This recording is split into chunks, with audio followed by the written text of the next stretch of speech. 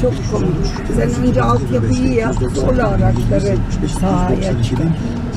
Yok, bizde de inşaat da işte önce inşaat yapıyor, sonra altyapıyı yapıyor. Hep her işte öyleyiz. Her işte öyleyiz. Aynen. Düşünce bir açıklama var. Bir konuşacağım baba, ben arıyorum abi. Burası da Menekşe 1. Taşınmazlığın değerini büyük ölçüde yükseltecek diyor. Bak buralar da tamamen gri beyaz. Menekşe. Boyanmış, çok iyi. 35.200 lira. Vergi ödeyen biri 2026 yılı takım tutar. Yeni hesaplamalar Menekşe 2. 63.000 liraya çıkacak. Yani 35.200 lira nerede? Evet. Bak Çıktı'dan geçiyoruz. Yaklaşık olarak 7,5 katlık bir vergi artışı anlamına geliyor. Baya bir sıkıntı olacak gibi görünüyor.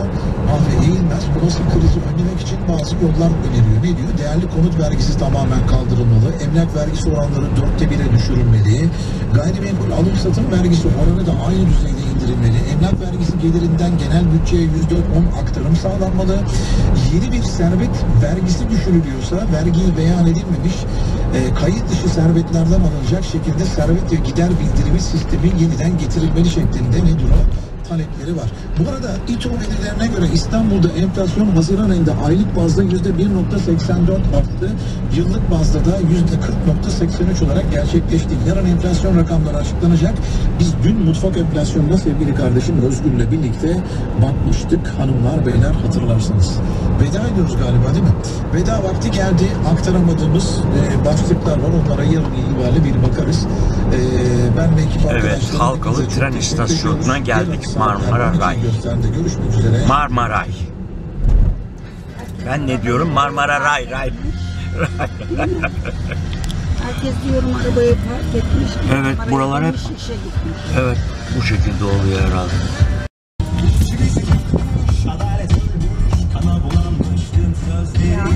Seni şurada bırakalım. Evet. Fazla gittim. Benim ondan. Abi ineceğim, dur bir dakika. Uygun bir yer gelsin. Arabayı tek koy. Burası değil. Evet. Biraz daha ortada indirebilirsen. Ben açacağım kapıyı, sen şurada çal. Ben açamam, çocuk kutusu var. Hadi kendinize iyi bakın.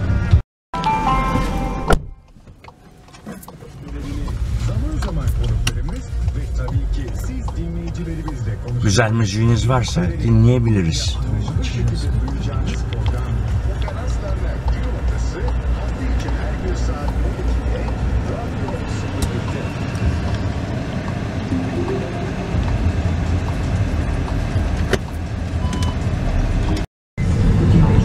Evet, şu anda Halkalı'dan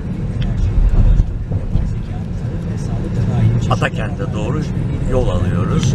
Bugün sevgili arkadaşlar 2 Eylül 2025 günlerden Salı.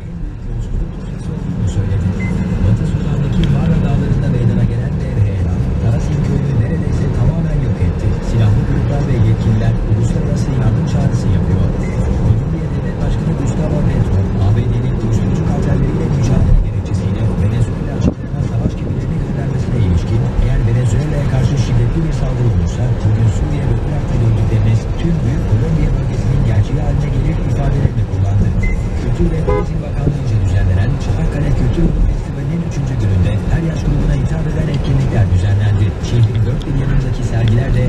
turuncu İslam. Senin şey kırmızıdayız herhalde ama. Senin şey kebapçı ileride miydi ha? Neydi o? Halis'ti değil mi?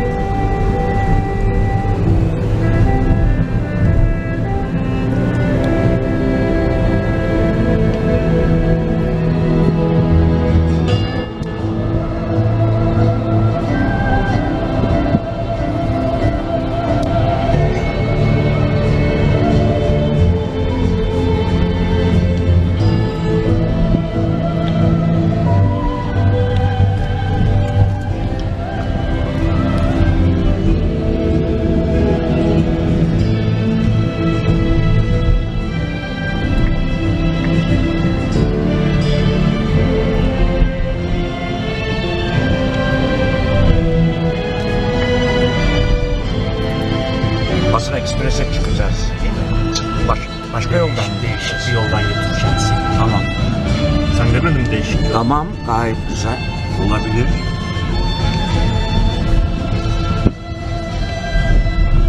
Manolya evleri.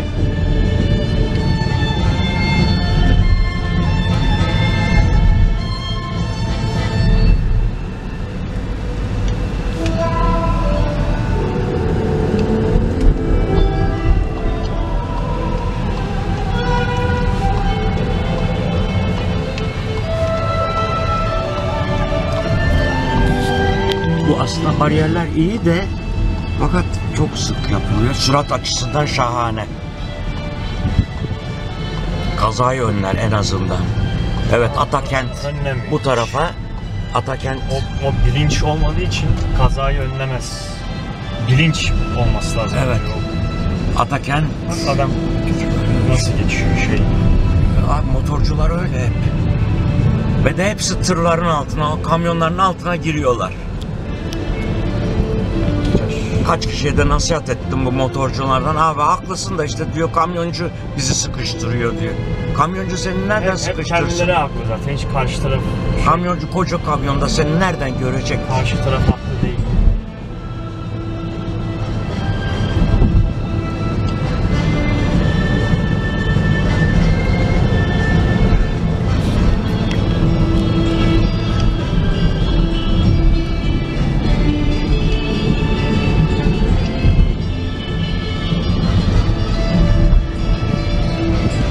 Burası ne mıntıkası oluyor şu anda? Yani bildiğin kadarıyla.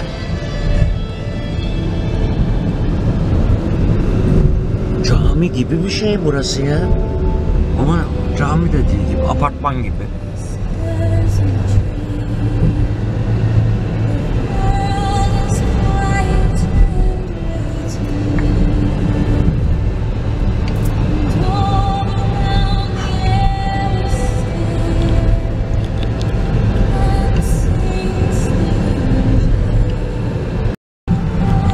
Stadı bu, Fatih Terim stadı mı meşhur? Yok, oraya gel. Ha, yok, Halkalıymış ha. Halkalı futbol stadı, spor tesisleri 2005 yılında.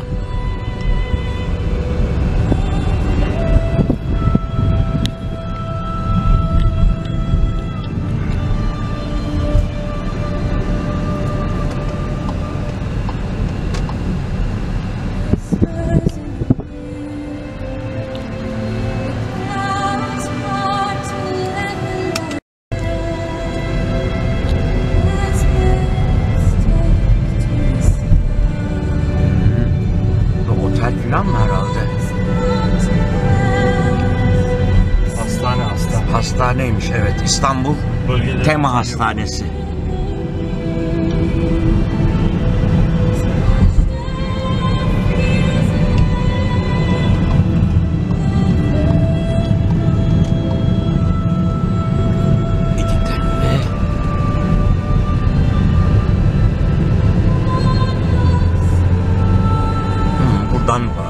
Basın Ekspresi yakalayacağız değil mi? Görüntü öyle. Basın Ekspres'le ilgimiz yok. Basın Yani Ekspres. kalmadı mı artık Basın Ekspres'le ilgimiz? Başka bir yoldan. Tamam.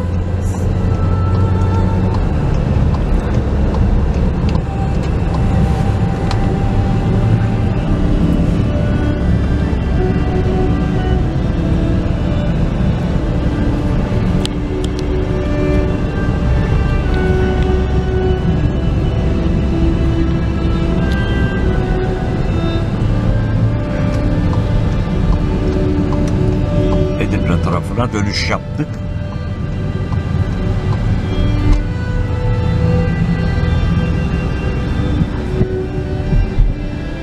Aynana mani olmuyorum değil mi ben? Yok şöyle.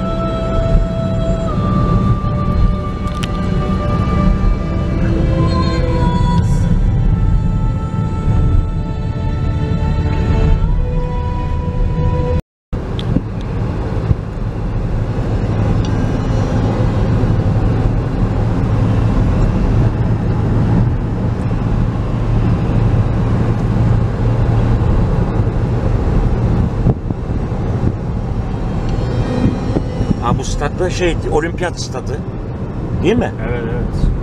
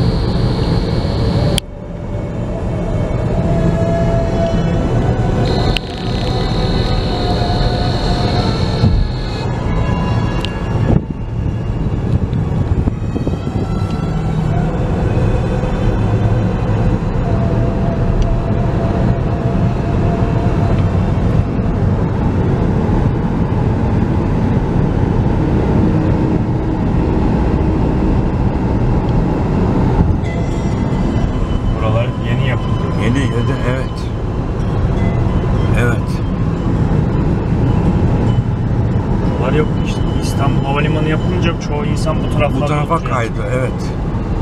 Evet.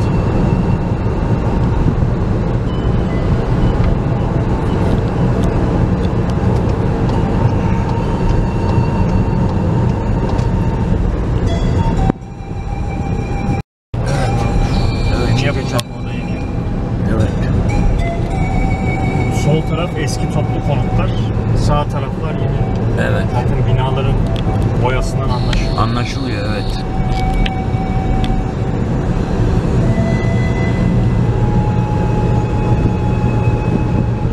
Hep bunlar TOKİ. Evet. Evet, Şeyinden mi? Evet. Şu sağ taraf yeni yapılmış, neymiş o? Evet. İnni, şu üniversite diye bir şey. Evet, evet.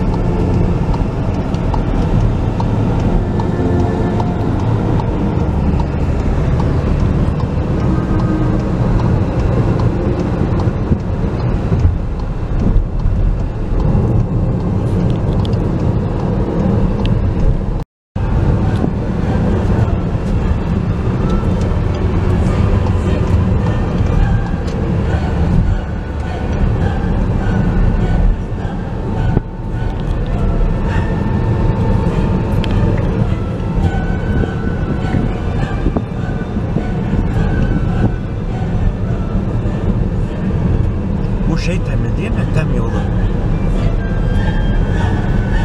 Yukarıda yok.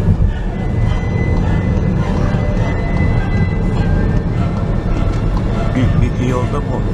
Bu ama bağlantı yolu herhalde. Şey işte Kuzey Marmara yolu. Ha, Kuzey Marmara yolu işte. Şeye giden. 3. köprüye bağlanan yol.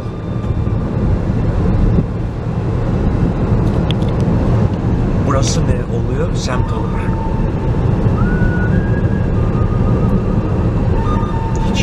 Göktürk'e gelmedik değil mi daha? Bey falan var.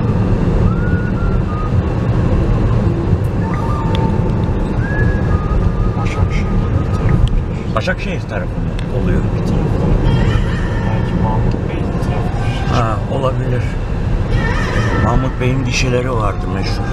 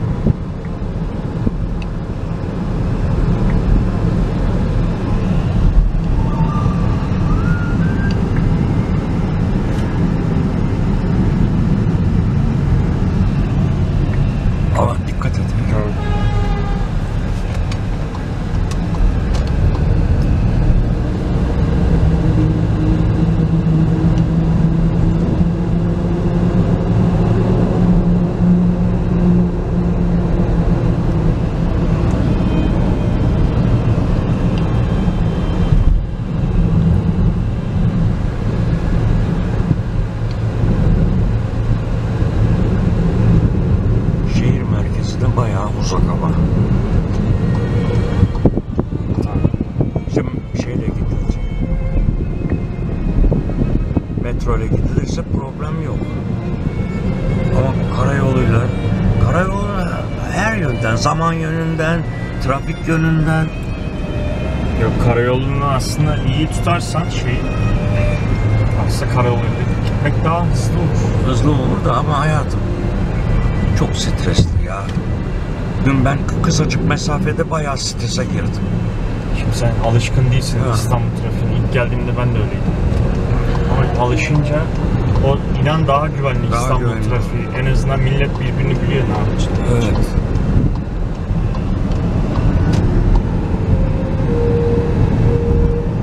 Bu başka bir otoyol. Kuzey Marmara yolu diye geçiyor. Bu şeyin bağlantısı. İşte o 3. köprüye bağlanıyor benim bildiğim, değil mi? Köprüye direkt bağlanmıyor. Değişik. Gene mi değişiklikler var? Yes.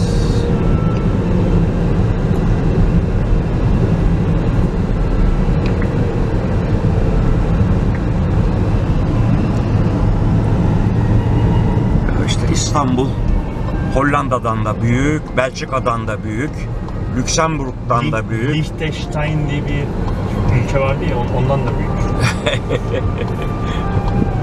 Doğru. İşte ben ama yani buraya yığılmayı sağlıklı bulmuyorum kendi açımdan, düşünceme göre. Yani bu ekonomiyi Anadolu'ya yaymakta büyük fayda vardı. Tek noktaya yaymak doğru değil. Münferit olarak toplamak doğru değil.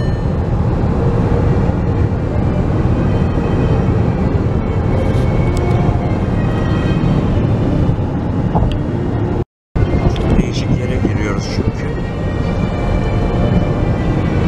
Cebeci Tüneli diyor. Bunun üstünden ne geçiyor? Yol mu geçiyor gene? Yukarılarda bir şey gösteriyor. Bayağı uzun bir tünel ama. Değil mi? Bayağı uzun bir tünel.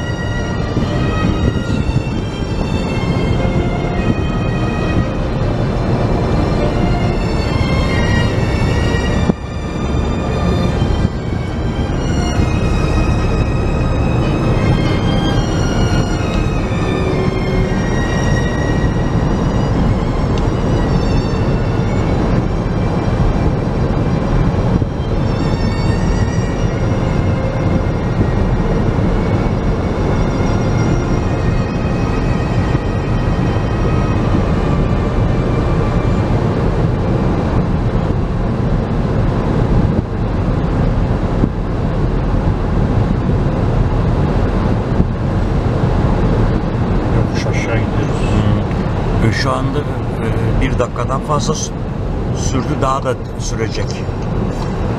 Yok, tünelin ucu gözüküyor. Göründü, biliyorum da bayağı uzun bir tünel ya. Evet, evet. Ben Türkiye'nin en büyük... altından geçiyoruz, şehrin altından, o yüzden çok. Üstümüzde binalar falan mı var? Haritadan görürsün. Anladım. Ben Türkiye'nin en uzun tüneli Aydın İzmir otoyolundaki tünel zannediyordum, daha da uzun. Burası bayağı uzun ya. Ama düz, şey yok. İşte Gaziantep Adana otoyolunda var uzun tüneller. Bildiğim kadarıyla. İşte Bolu tüneli var bir tane. Ama Bolu tüneli bu kadar uzun değil ya. Bu kadar uzun değil. Tek parça uzun. Cebeci tüneli dedi değil mi? Yanlış okumadım. Cebeci tüneli diye girdik. Bak 2 dakika, 2,5 dakika neredeyse. Viyadik 13.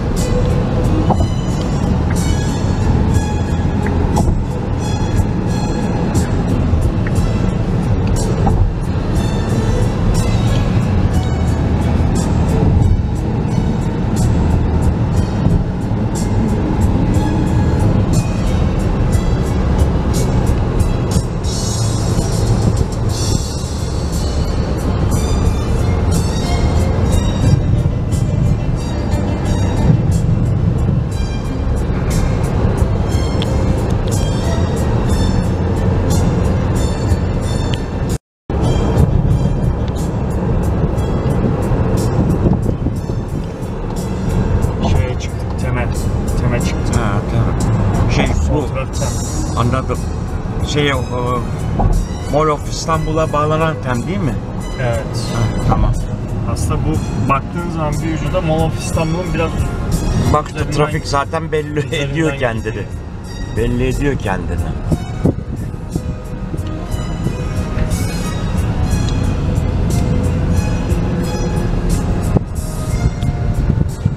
Evet, hoş geldiniz İstanbul trafiğine.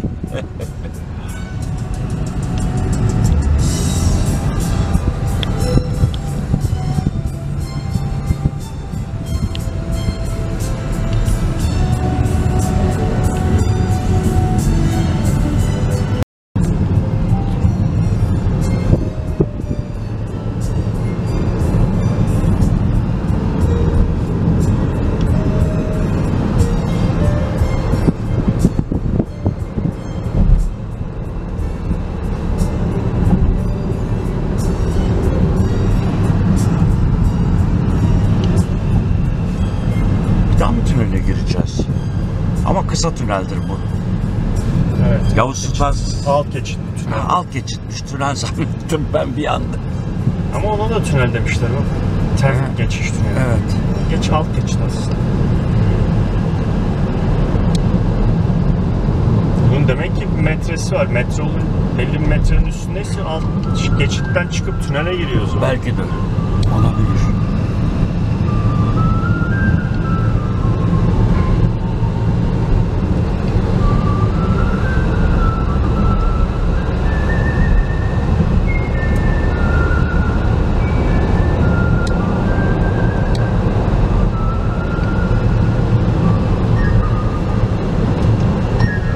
Ne güzel bak geçit yapmışlar.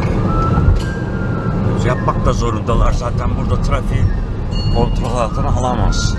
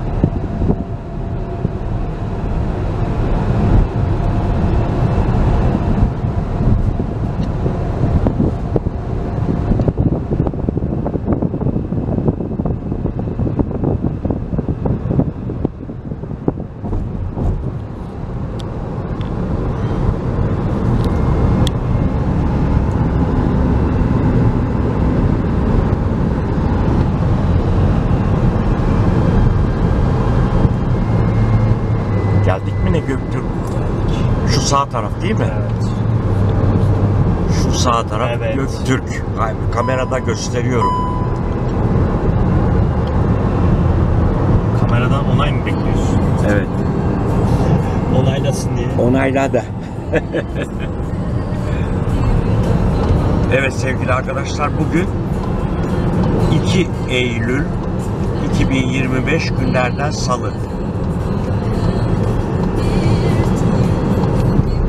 Şu anda İstanbul Göktürk semtine yavaş yavaş varmaktayız ve şu anda yol istikameti olarak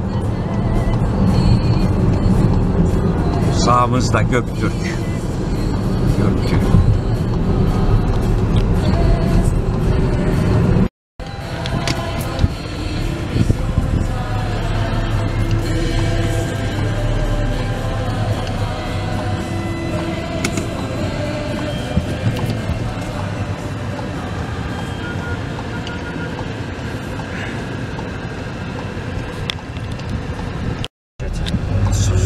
Videodayım.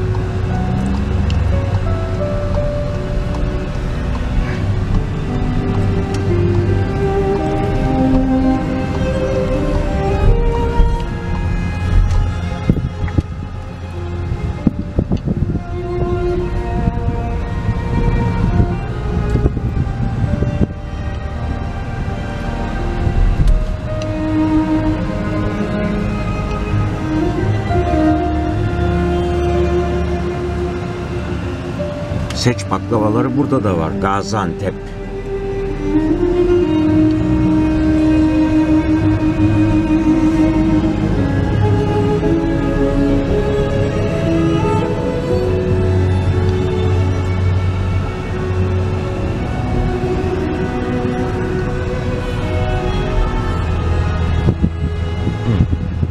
Şu binadan şey yaptım, tanıdım burayı.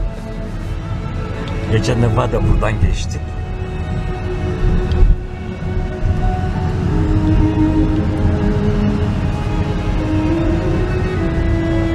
Oo, bunlar baz istasyonunun şeyleri ha.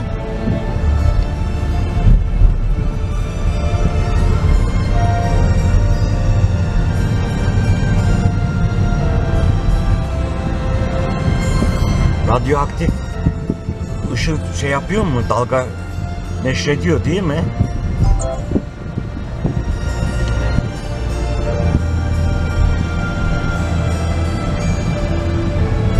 Burası da neymiş? Ferit Meriç'ten spor salonu. Evet. Geldik. Tamam.